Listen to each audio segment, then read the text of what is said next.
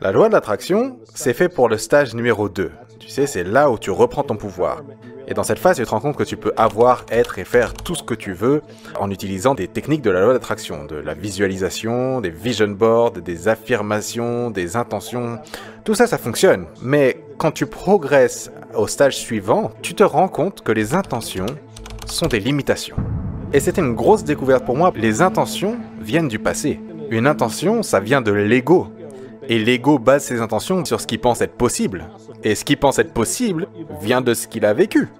Donc ça va te bloquer à l'intérieur de cette espèce de boîte de réalité déjà existante basée sur le passé. J'ai trouvé ce qui est mieux. Ce que tu es sur le point de découvrir pourrait bien tout changer pour toi, notamment si tu as l'impression de galérer avec la loi de l'attraction. Plus de ça, Joe va partager une histoire absolument hallucinante où il démontre l'efficacité de la technique en te racontant une vraie anecdote. D'ailleurs, il raconte ça avec beaucoup d'émotion, tu vas voir. Écoute bien jusqu'au bout, tu vas halluciner. Et puis à la fin de la vidéo, pour toutes celles et ceux qui voudraient comme moi vivre de YouTube ou utiliser YouTube pour développer leur business, vous pourrez cliquer le lien dans la description ou dans le premier commentaire pour voir les ressources qu'on a mis en place pour vous aider. Je redonne la parole à Joe, écoute bien ce qu'il va dire et surtout applique-le et reviens nous dire dans les commentaires ce qui s'est passé pour toi. J'ai trouvé ce qui est mieux, et c'est l'inspiration. Parce que l'inspiration vient du divin. Ça vient d'une source en dehors de la boîte. Et donc, alors que je place mes intentions pour m'aider à être présent dans le moment, je dis toujours aussi que je veux ça ou quelque chose de mieux, s'il y a quelque chose de mieux disponible. Tu sais quoi? Je vais te donner un petit exemple. Je me souviens que je travaillais pour une société de pétrole dans les années 1980 à Houston. Et tous les jours à midi, tout le monde rentrait dans sa voiture, direction le centre commercial qui était en bas de la rue, à peu près 2 km. Et je me souviens rentrer dans ma voiture et j'allais direction le centre commercial comme je le faisais tous les jours parce que j'avais faim et je voulais quelque chose à manger. Et je suis arrivé au signe de stop et quelque chose en moi m'a dit « Tourne à gauche ». Je tourne jamais à gauche, c'est pas ce que tu fais. On va à la fin de la rue, direction le centre, tu vois. Mais il y a eu l'inspiration, il y a eu quelque chose au fond de moi qui m'a dit tourne à gauche. Donc j'ai dit ok, bon bah je tourne à gauche, je vais à peu près 2 blocs plus loin. Et il y avait une épicerie italienne. Alors ça va peut-être rien dire pour toi, mais moi j'ai été élevé à Ohio avec de la nourriture italienne. Et quand j'étais au Texas, je ne trouvais rien de bon en italien. Et voilà, une épicerie italienne à 2 blocs de mon travail. Donc j'y vais, je me gare, je rentre. Et voilà un homme d'Italie. Alors non, il ne s'agit pas d'un Américain qui vient du Texas et qui fait de la nourriture italienne, mais c'est un vrai Italien qui vient faire de la vraie nourriture italienne. J'arrive pas à y croire, à 2 km de mon travail. Et attends, il y a mieux. Je commande un sandwich, parce que bon voilà, maintenant je suis un peu en retard. Je prends le sandwich et je le ramène du coup au bureau, là où je travaille, et je le mange, et des larmes commencent à couler. C'était tellement bon. Donc j'ai pris son numéro de téléphone et je l'ai appelé. Et il croyait que j'appelais pour me plaindre, tu sais, pour dire que, oh là là, je sais pas, c'était pas bon ou quoi que ce soit. Et non, j'ai dit non, je veux juste que tu saches que c'est incroyable, c'est le meilleur sandwich que j'ai mangé depuis 10 ans. C'était tellement bon. Et il m'a remercié, mais je me suis dit, il comprend pas. Il comprend pas à quel point je suis impressionné là.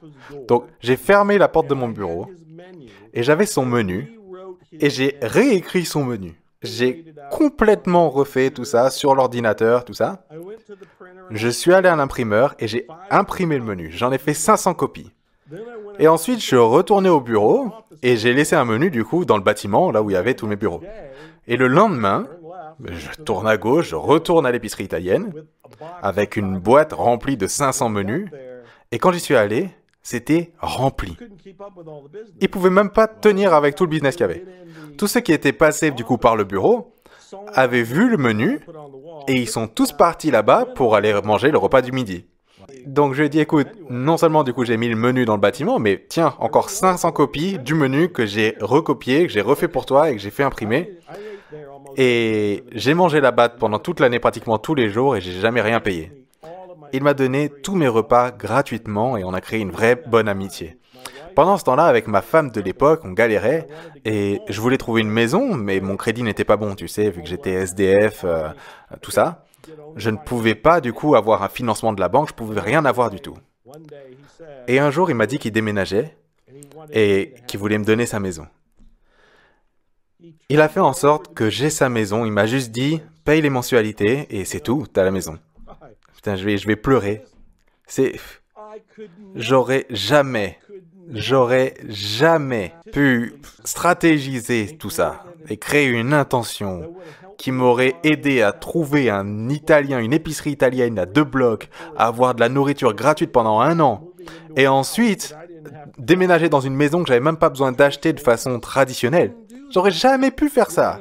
Avec n'importe quelle intention, j'aurais même pas pu l'imaginer en fait. Mais l'inspiration a fait tout ça. Tu dois avoir le discernement de savoir la différence entre ta tête, tu sais, l'ego, la voix de l'ego et tous ces trucs-là, là, le mec qui doute et qui questionne et qui sait tout, et le snob spirituel, tout ce qui est très orienté tête. Et tu dois ressentir cette voix qui est plus un chuchot, et qui vient d'ailleurs plus de ta poitrine. Tu l'entends de là? Oui. En fait, ce que je dis aux gens, parce que tu sais, souvent ils me disent, c'est quoi la différence entre l'intellect et l'intuition? L'intellect, c'est généralement autour de la tête. Tu sais, quand tu penses, en général, tu le ressens vers la tête. Alors que quand on porte attention à notre intuition, tu sais, on dit souvent, je vais suivre mon instinct, et l'instinct, tu le sens plus dans le ventre, tu sais.